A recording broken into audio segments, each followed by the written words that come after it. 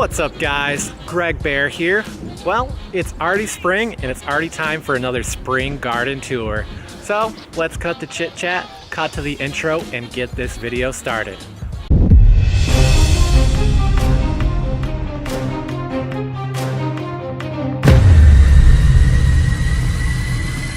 So let's start our tour out at the bottom just like last year. And of course, we've got the same tree here as last year. It's the red gold nectarine.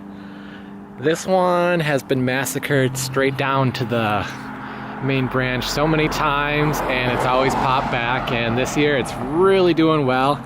You can see all the buds on it if the camera will focus on here, which I guess it's not, but trust me, it is covered in buds and it's probably going to produce a few nectarines this year if I'm lucky. Coming up here, we got the Bella Georgia peach tree. This was the biggest peach tree I ever bought and kind of slowed down for some reason. I don't know why. It gets more sun than all the others. Yep, dog's barking up there. She loves to bark, especially when I'm making videos. Thanks, doggy. But yeah, Bella Georgia. It's a white flesh peach tree. Not as tasty as the yellow and red flesh peaches, but produces a ton, really sweet, but overall good.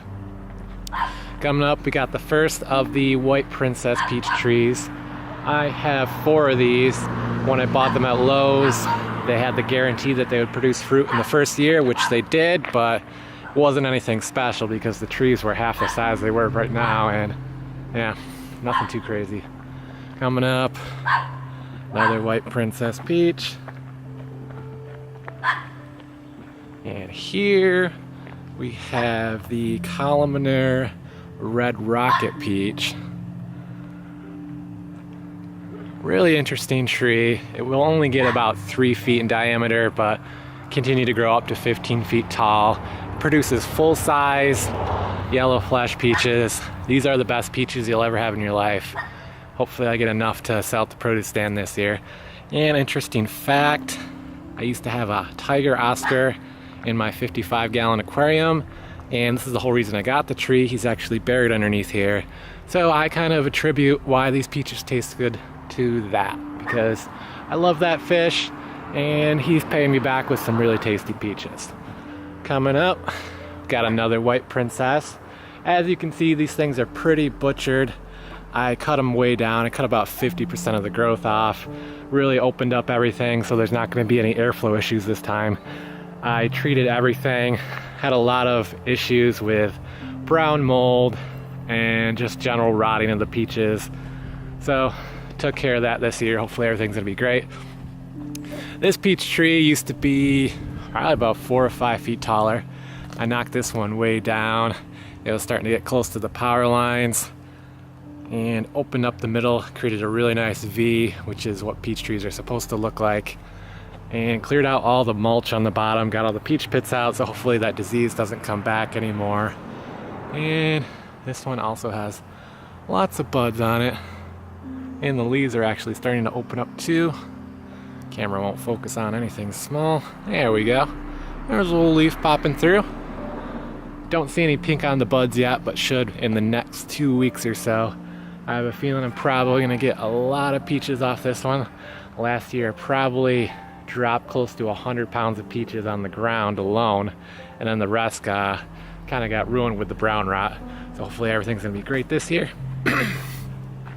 Couple of Shih Tzus on a porch. Hi puppies, what are you doing? Just hanging out? Yep. Can you not bark while I'm making this video? Maybe? Okay. Thanks. Coming around, this is the original garden I built over here with my hobbit door. In the front, I'm planting probably patty pan squash on both sides here. Also got garlic already planted. I planted that in the fall just to get ahead. We'll come in here. Everything is prepped and ready to go. Got my drip lines in. Decided to move the columnar apple trees in here this year. Change things around a bit. The squirrels and the deer kind of get to them every year, so we thought we'd try something new and get them in here instead. get a more steady supply of water, and be well protected. So I have 2 columnar apple trees. They produce medium-sized apples, similar to, I'd say, a Granny Smith, kind of tart, really green flesh on them, but still good. Make cider out of them. Still good for that. Over here used to be my strawberry bed. They were about 4 to 5 years old, so the crowns on those were pretty much done at this point, and I decided it wasn't worth the space to continue growing them. I mean, throughout the years I was getting maybe 3 pounds a year out of this. What was it, 6 pounds? Maybe 50 square feet space, and I could probably grow 50 pounds of pumpkins in here instead. Utilize the space a little better. I did keep my red raspberry. This is a heritage red heirloom raspberry. Produces some really tasty raspberries throughout the season. I've got quite a few of these around because every time this produces new whips off of it, I transplant them somewhere else. I just want to create a really big wall of raspberries eventually because I love raspberries. Coming over here, just more space. That's going to be squash eventually. And this is my dwarf red gold nectarine. Also, if I can get that to focus in, probably not. Covered in buds and leaves. Another issue with the deer, this is like perfect deer biting height, so we definitely wanted to move that in here so it'd be protected. And let's see, coming over here, this is a babe apple tree. I can never find information on this. I don't know if it's a dwarf or a miniature or a semi-dwarf, but I can't find anything on it, honestly. They probably just mislabeled it. And this whole wood chip path I have in here is actually inoculated with wine cap mushroom spores. I did it about a year and a half ago, so I might be seeing some mushrooms growing in here this year, hopefully. I really hope, because mushrooms are expensive and I'd love to sell them at my stand. Alright, so come over here, just a little flower bed. Got variegated roses, some butterfly bushes, sweet williams, crocus, some tulips, small boxwood over here. And over here I have my herb garden, which got some chives popping up right here. Got the oregano in the back. All my mints, I have like chocolate mint, lemon mint, sweet mint. I think I've got like 6 different kinds of mint. Oh, apple mint, that's the one that kind of takes over every year. People love that at the stand though.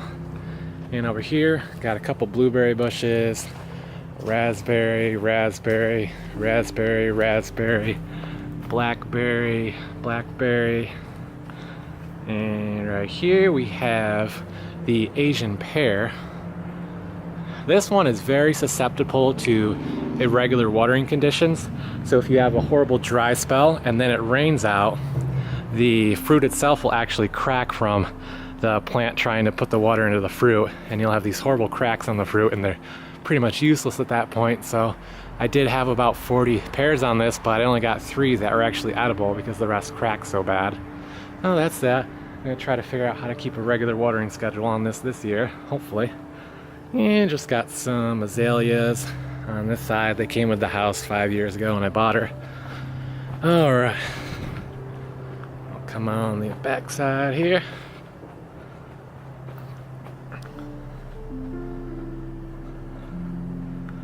And over here we have the side garden. Got a lot of Asiatic lilies over here, some clematis, boxwood, really nice bleeding heart that you can see down here. That'll be about 2 feet taller in less than a month and look great. I think I got some tulips in here as well. Squirrels really love the tulips over here for some reason. They dug most of them up and hid them and destroyed them. Yeah, that's kind of annoying. And this is the start of my drip line. This was quite the project. I've probably got 200 or 300 feet of drip line buried and placed all over the yard, so I don't really have to worry about running the hose everywhere. Really saves me a ton of time. Coming up top here, we've got my 2 Kiefer pears. Got these from Tractor Supply, I think about 3 or 4 years ago now. They did produce pears last year, but I picked them a little too early, and for some reason they never ripened up after that point. I was afraid the deer were gonna get them. So I picked them kind of early, and that was that. They kind of just went in the compost pile after that, but I was just happy they produced in general. They're looking really good this year.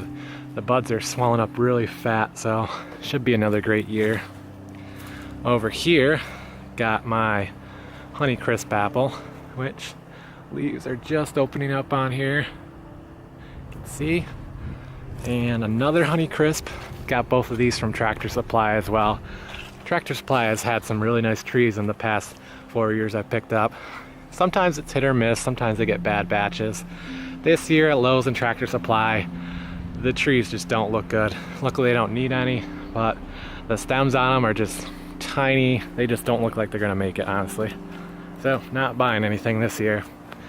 We'll save the big garden for last and come down here first. Check this one out. This is actually the first tree I bought when I bought my house. This is a Reliance peach. It's one of those hybridized peaches from Russia that can really withstand cold hardy temperatures, because we're in upstate New York, so we can see anything down to maybe -10, -20 on a really cold winter. But this thing is a champ. Produces some more white flesh peaches. It'll produce like 10 or 20 pounds on a good year. It's not in a very good spot to get sunlight because of these trees right here. I have no idea what they're called. They produce like foot-long beans on them, and the leaves are probably twice as big as my hand, so they definitely shade out half of my yard, but nothing I can do. It's not on my property. Coming over here, we've got the crab apple. I use this as a universal pollinator for my 2 apple trees, which are coming up next. Right here, we've got my Macintosh. I should have pruned this a little sooner. I kind of just let it go because I was worried about the deer always getting it. So I just wanted to get bigger and bigger. And at this point, if I can come back enough, it's probably over 20 feet. This is the 5th year for this tree. And you can see trunk is nice and healthy. It's maybe 4 inches in diameter. And I did see a few apples last year. Had a lot of blossoms, but not too many apples. Coming up next, I'll show you why I think that happened. Just gotta come over here, show you one more apple tree first. This is the Red Delicious. Bought this at the same time as the Macintosh. Didn't get quite as big. Not too worried about it. Red Delicious isn't my favorite apple. I was just mainly doing it just to have a variety. And yeah, that's that. So, when I moved into the house, we had this large apple tree, had multiple trunks on it, and it had a lot of issues, including cedar apple rust disease. If you've never heard of that and never seen the results of what that looks like, it's disgusting. For the cedar tree itself, it looks like a small octopus is hanging off the tree. I'll put up a picture right now of what that looks like. It's called a cedar gull or something like that. It's this orange, disgusting, tentacle-y thing that hangs off the trees. Luckily, I got rid of all my cedar trees that were infected, but we do have a row over there in my neighbor's yard that does have a little bit on it. But this tree was past its prime, had a lot of rot on it, and the cedar apple rust was disgusting. Every year it'd look great in the spring, it'd be super green, and then towards midsummer, the leaves would start turning yellow, and the rust would start popping through as little tiny spikes on the bottom of the leaf. It looked really creepy, honestly.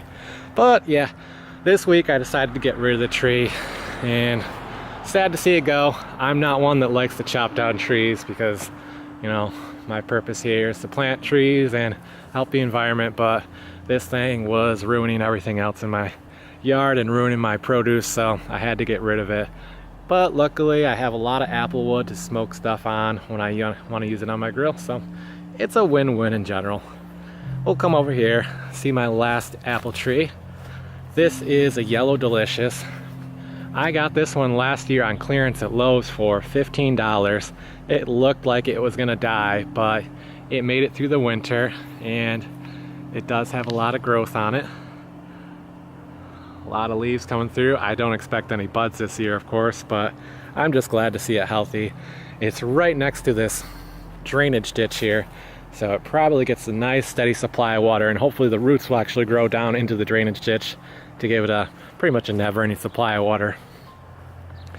And over here, got this wild clump of mess here, but actually we do have a few wild blackcap whips right there that produce probably, like 4 cups worth of blackcaps every year, so I'm pumped about that. And also we do have wild Concord grapes in here, as well as across the street I have one of the Vines community gardens across the street.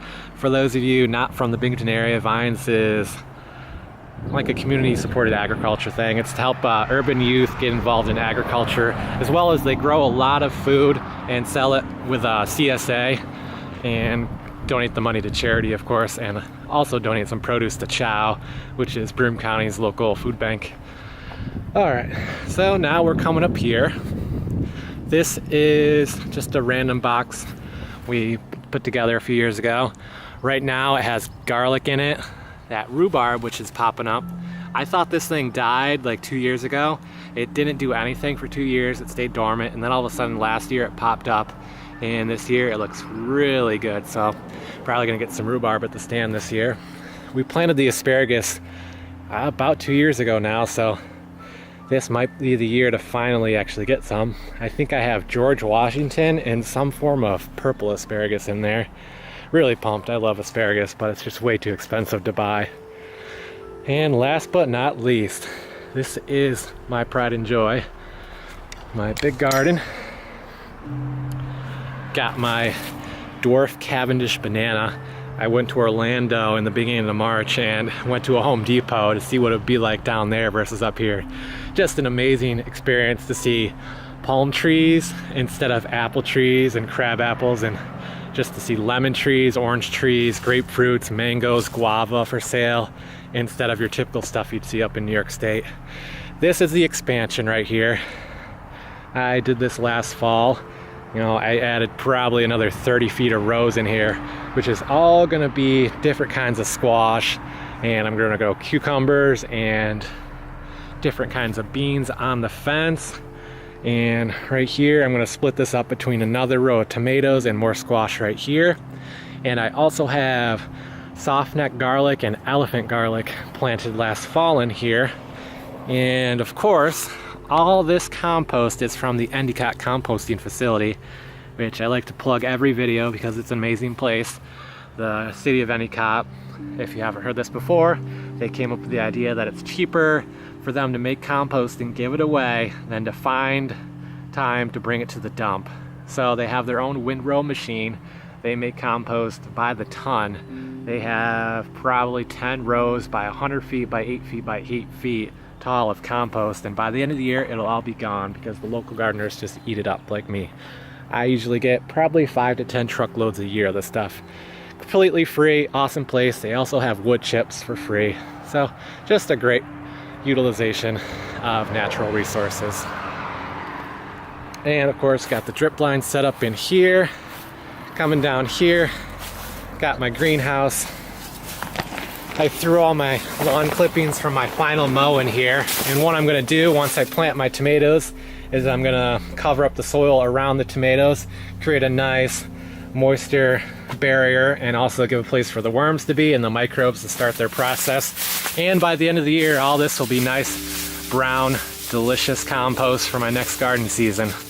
And what I plan to grow in here is probably, I think, pumpkins, probably Connecticut field pumpkin and some sugar pumpkins, as well as runner beans and cucumbers, stuff that likes warmth. I might even go crazy and maybe try a watermelon in here because the watermelon really like hot weather. And if you know anything about upstate New York, our growing season is really short, way under 100 days. If we're lucky, we'll see 90 days. So that's that in the greenhouse. It's already 15 degrees warmer in there than it is out here. It's a nice 70-degree day outside right now. I am so pumped. I've gotten so much yard work done today. Yeah, I've always wanted to have nice rows. I know the square foot gardening method is a little different, but I just like the idea of row gardening too. Oh, this is what I did in here. I've got my 7-foot T-post buried in the ground, and in between it, I don't know if you can see, I have 150-pound test fishing line, and once the tomatoes grow up I can weave them in between here and support them. I'm gonna single stem everything, of course, like a square foot method would be, and hopefully produce somewhere around 300 to 400 pounds of tomatoes in this garden, all going to the produce stand. And speaking of tomatoes, I haven't done an update video since I planted the tomatoes. Here's where they are today. This is the first time they've seen a natural sunlight, so I've got the screen over them to keep them safe and not get burned. But they are looking great. I think the last video they were maybe that tall. They are just really thickening up. Really good. Everything looks great. I even planted 2 tomatoes in some of these pots, so once I get done I can split these apart and just get some more tomatoes, because my space under the light is pretty limited to only 72. I think, yeah, 72 of these square pots, so I just wanted to get a few more since I expanded. I wanted to shoot for close to 100 plants this year, so if I average, 10 pounds per plant if I'm lucky, but probably more in the range of 3 pounds to 5 pounds per plant. I had a lot of blight problems last year, which hopefully the cover on the soil will help reduce splashing up on the leaves and keep the blight way down. I do pretty much grow tomatoes every time in the same spot, and I'm growing heirloom varieties, so they're not very disease resistant, so I do run into some problems with that. I don't spray anything because I want to stay natural and stay true for my customers down at the produce stand. So it's a trade-off. Less production, but have a higher quality product, because if you really dig deep into the whole natural and organic industry, it's just a complete crock of crap. I mean, I don't really want to get into the politics of it, but you're pretty much buying stuff that isn't organic when you're buying organic. I think it only has to be like a 65 or 85% organic seed ratio when they plant, so the likelihood that you're getting non-organic stuff is very high. That's why I started this garden out, and I pretty much buy everything from Baker Creek Heirloom Seeds. I really trust that guy. His name's Jared Gettle. He started the company at least 20 years ago now with the mindset of saving all these heirloom varieties that are slowly dying off because the GMOs are cross-pollinated with everything, and it's just a horrible situation. Oh, one more thing down here. I've got a Concord grape right here, just a regular seeded Concord, and then some of the raspberry whips down here. And also on the other side of the greenhouse I have a seedless Concord, and that probably produced 3 or 4 pounds last year of Concord grapes. And if you've ever tried a Concord grape, before I never had a Concord grape, I thought the whole grape flavor that you'd find in grape juice or grape popsicles was completely made up, until I had a Concord grape and realized that's what grape is supposed to taste like, versus table grapes you get at the grocery store, like the red and the green grapes, which don't taste like grapes at all, honestly. So I think that might be everything. So with that being said, if you like this video, definitely give it a like, spread it around. It's an awesome video. I love to do these spring tours every year. If you want to join the Baer family, definitely consider subscribing. I try to post a video every Monday at 3:30 p.m. Eastern Standard Time. And if you want to stay in the know for all my future uploads, make sure to turn on that notification bell and make sure it's set to notifications on always. And I hope to see you guys next video. And check out this $1 million view I have. You can basically see about 13 miles all the way down to the Oakdale Mall and the Vestal Hill. Really awesome view. So with that being said, see you guys next video. Greg Baer out.